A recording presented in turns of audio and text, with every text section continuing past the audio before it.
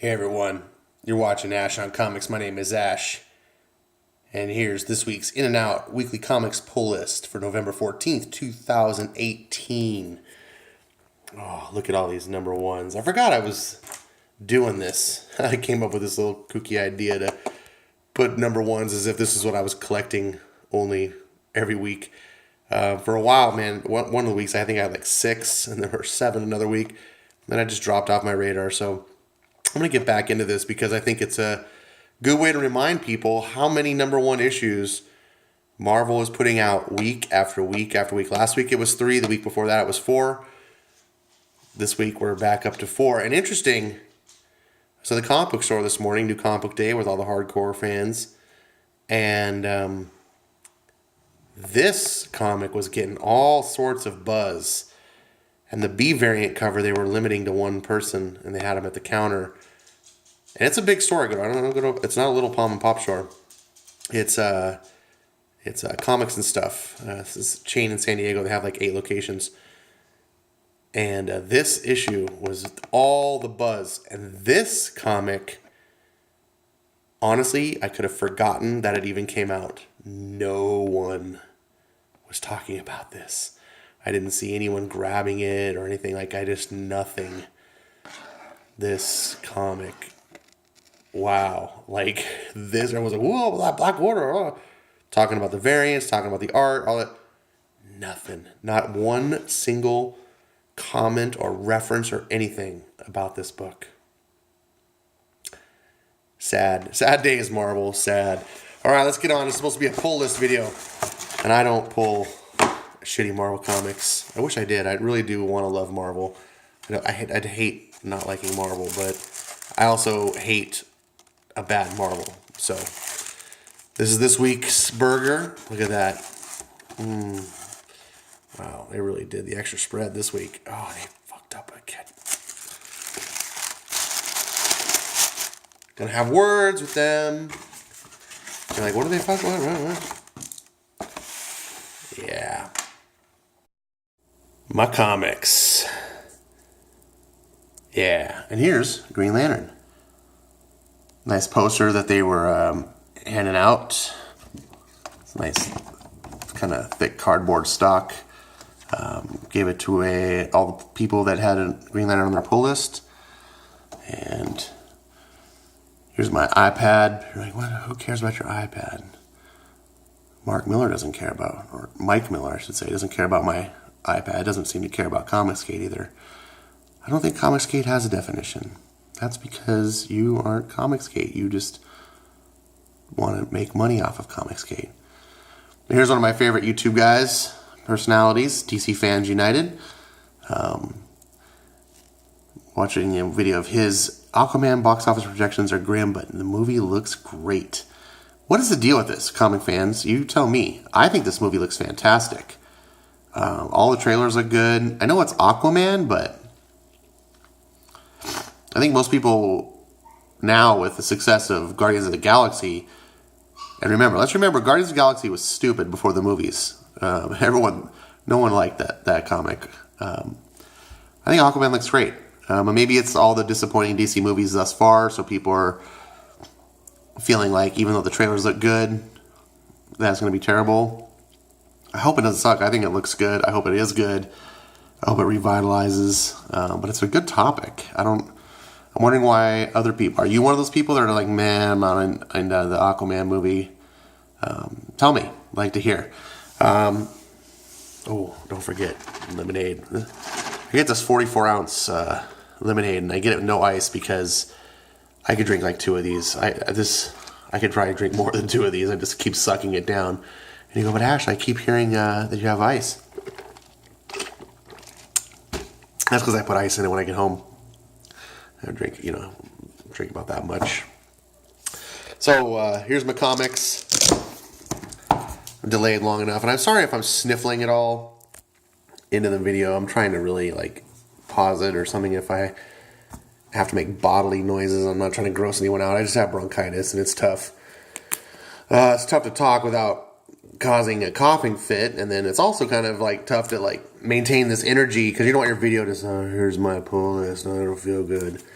So I'm trying to kind of fake through and be like, have a enthusiastic attitude about comics, because it's always more entertaining to watch someone with enthusiasm.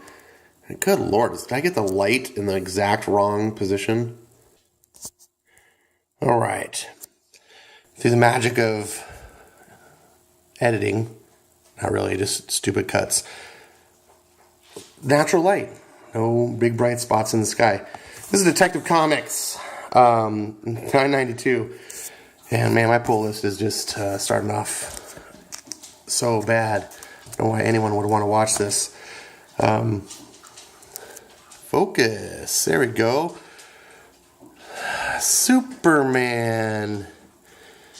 This is the variant cover, which is supposed to be full art, but somehow they snuck that in there. This is I don't know if you guys remember, there's a million different Superman issues, but this is an Adam Hughes cover of an old Superman cover where he was getting zatted by lightning and saying it tickles. Now he's saying it still tickles.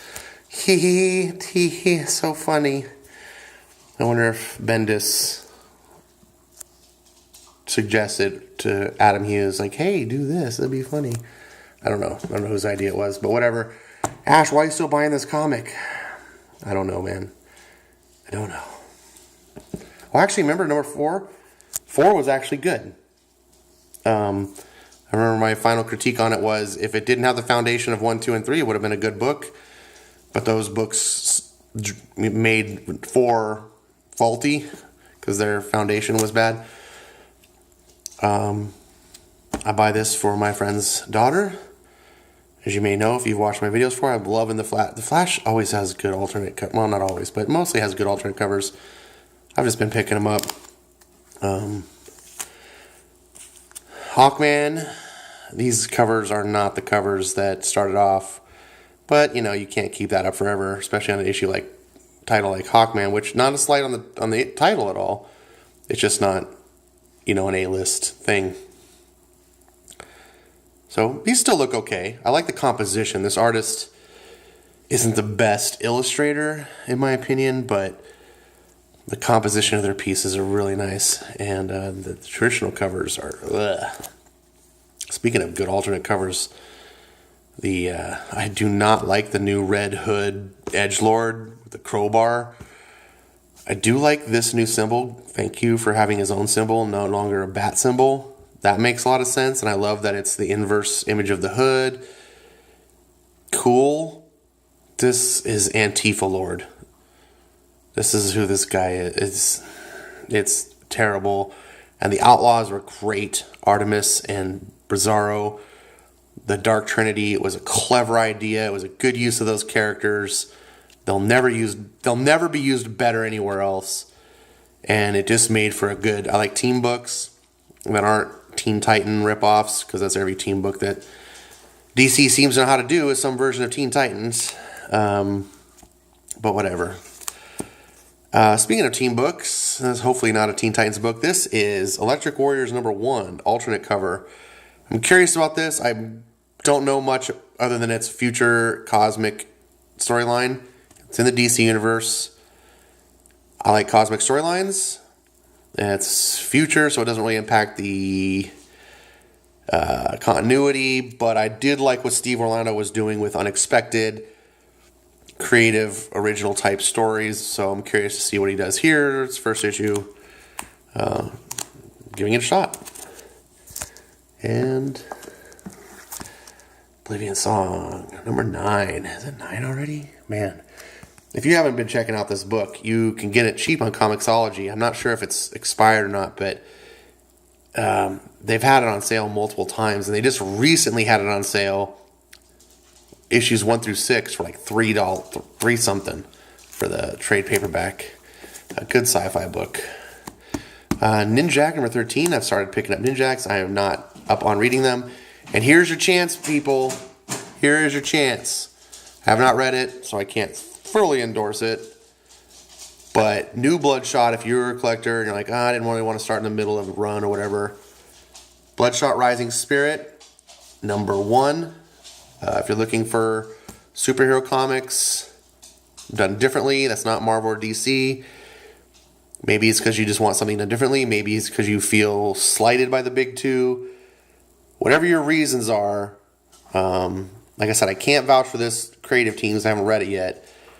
But the last run, with Ninjak's still going, and so is EXO, are just quality.